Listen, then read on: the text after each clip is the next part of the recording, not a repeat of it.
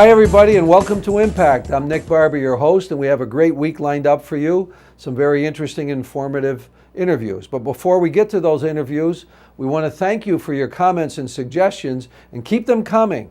You can contact us by email at impact@proctors.org or go to Facebook and like us on Facebook. Go to Impact Show on Facebook. Our first interview is with Philip Morris, our host for the Arts and Entertainment segment, and he'll be interviewing Andy Spence. Andy Spence is a she, and she is the executive director of the Old Songs Festival. Andy will be talking about the upcoming Old Songs Festival and what are old songs, what's it all about. So let's watch this interview with Philip and Andy.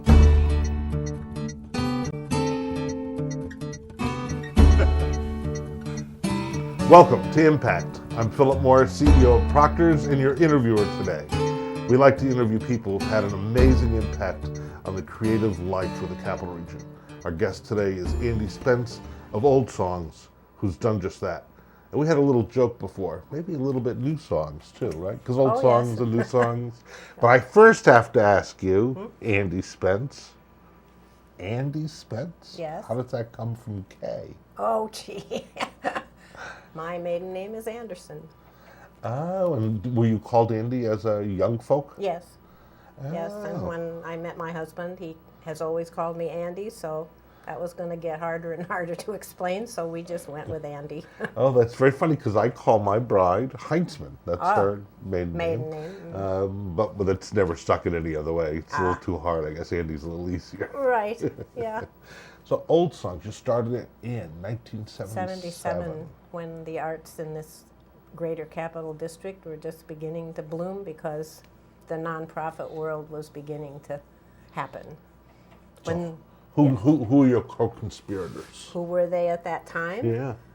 Let's see. Jack Hume, Peter McHugh, Bill Spence, and myself. Yeah. Still all playing? Still all doing music and still all enjoying life. So what did you imagine in 77? Well, we grew out of another organization called the Pickin' and Singin' Gatherin', which was when they met, they would meet monthly and they would just sing. That was all. And we met in different people's houses, so it was called the Floatin' Pickin' and Singin' Gatherin'. And we floated for a while, beginning in 1966. And then we got involved in the Fox Hollow Festival in Petersburg, New York. And we became the volunteer crew, along with a lot of folk music clubs in the Northeast, for that festival. And that festival ended in 1981. And when it ended, we all knew it was coming because Bob Beers had died in 1972, and the festival was never the same. He was the originator of that festival. So he died in 1972 in a terrible car accident, and the festival continued up to 1981. But in that period of time, it was clearer and clearer that the festival was going to go.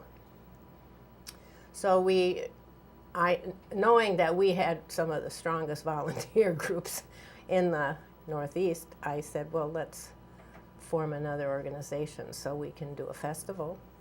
And so in 1977, we incorporated Old Songs. And it was at a really good time because the atmosphere, so to speak, of what was going on in the arts at that time was, if you look back in the Capital District about the timing of all these arts groups that started, a lot of them started in the late 70s. Yeah, certainly Proctor Yep. started same time.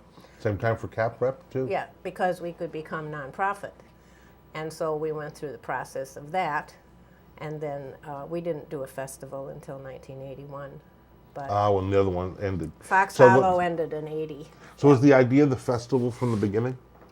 Yes, because it was a way of bringing everybody together. And before Fox Hollow ended, there was another festival done at the Niskayuna High School called the Niskayuna Folk Festival, done by George and Vaughn Ward and the teachers there. And they brought artistry into that festival, and that had ended. So we were going to be festivalless. And of course, in this kind of music, having a festival is the one way people meet each other, learn to play more music, learn to see people that are better than themselves. They improve. A great deal of growth happens without anybody really realizing it. It's at the end of June, the festival itself, Yep. and there's a professional stage, as I recall. Yes. And there's people playing all over the place Yes. as informal It's like groups. a village. It's Yeah. like a 3-day village. People come, they bring instruments, they camp, they play music together, they go to the workshops. In fact, if you go out to the campground during the festival, there's nobody in it. They're all we have 7 areas where people, all of the performers are involved in workshops and teaching situations and dancing, and But at this point, you're also running stuff year-round.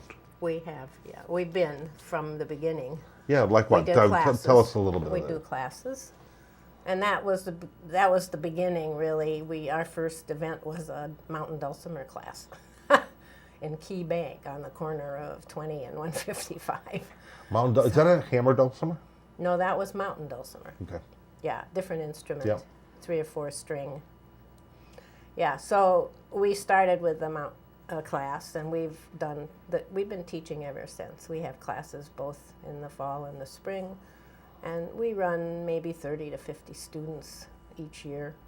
They take beginning this, beginning that, beginning fiddle, beginning mandolin. They're all people learning, and once they really think they know, they don't come back, but then they go to the festival. We try to get them all to go to the festival so they can see people better than So themselves. the little mistake that I made at the beginning of the first take that I Right. enunciated Yeah. on the second take, talk about the new songs part of old songs, because Well- it's not just about history, No. it's about a sound. No, it's there are so many facets to folk music, and every instrument has a different tradition. So if you have banjo, you have old-time banjo, you have bluegrass banjo, and you have more contemporary banjo when a person begins to think they can play newgrass. So you've got 3 styles of music, and in general, people don't know the difference, but we try to help them understand the difference. And So- largely is the difference for folk music is how you're taught, right? It's less It academic. depends on the it's- teacher. Well, it can get very involved with music theory. We do have a music theory class, and people who want to get into that further, as applied to these acoustic instruments, they do take that class and learn something there. But music is something it's not a throwaway. Music is something that you do because, number one, you enjoy it, and you don't have to be very good, but you can play however you like, at home, for your children, with people, by yourself. It can be cathartic. So the idea is that everybody needs this kind of outlet, and music is really a great outlet for a lot of people. And old songs attracts many young people. We're in a kind of a transition at this point between what were young people at the festival and what we're trying to bring in as young people now. When our children were in school, they would bring a lot of their friends, and now those friends are all past college age and having young children, and the idea here is, okay, come back. We need you, bring your children back, and a lot of them are. So we have a new generation being born, and we had a new generation coming. We have young people. So how And do we you... have some 12-year-olds playing fiddle. We have a program called the Great Groove Band, and we bring the children come, and they bring their school instruments and violins and some flutes and percussion, and they work for 3 days, and they perform on Sunday. And, we've had 40 to 50 kids in that group, and they make new friends, and they write letters to each other, or they talk to each other on their phones, or whatever the new technology is.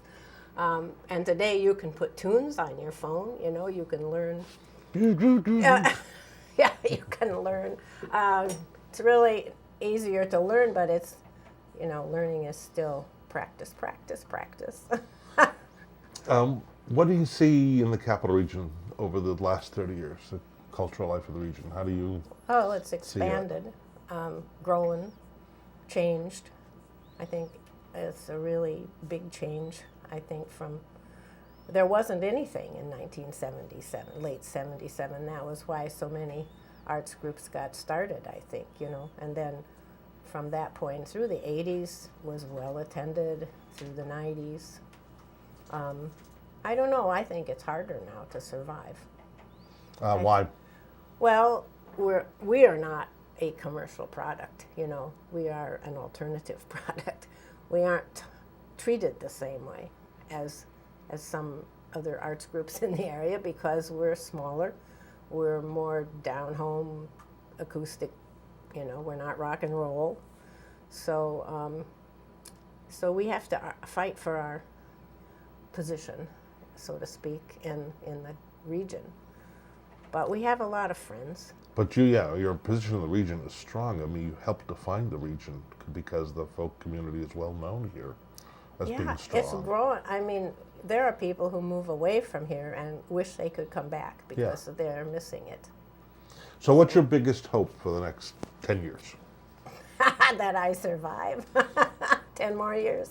Well, we do the same thing all the time. We teach. We have people come and do music at our building. We bought a building in 2003 so that we could actually have a place that we have all our stuff, and also so that the newspapers would give us the name of old songs at our location instead of the Masonic Temple or the Guilderland High School. We moved around a lot in the beginning, or part of the beginning anyway. And that building's in Voorheesville? Yeah.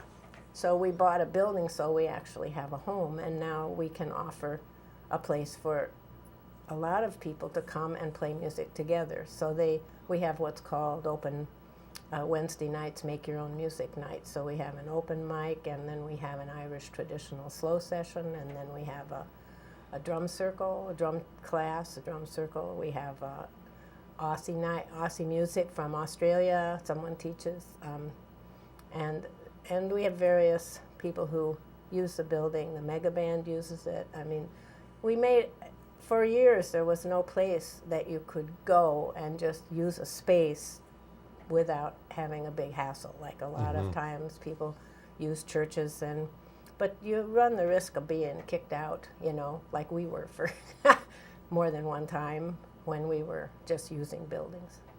So now we have a place where people can come and they play music. We have an accordion class going on now that has like 10 people. Oh, that's great. Piano accordion. That's great. Yeah, so we sort of are now trying to revive the way, a lot of people have accordions and they just don't play them because they have nobody to play them with. So this group is, I would say they're pretty crazy. All accordion players are crazy. That's right. That's what, experience. along with, well, there are plenty of accordion jokes and there are plenty banjo jokes. But, it's all right. Thank you very much for joining us. You're welcome. This is Philip Morris with Impact, with Andy Spence. I won't call her Kay. Okay. From Old Songs. Thank you for joining us.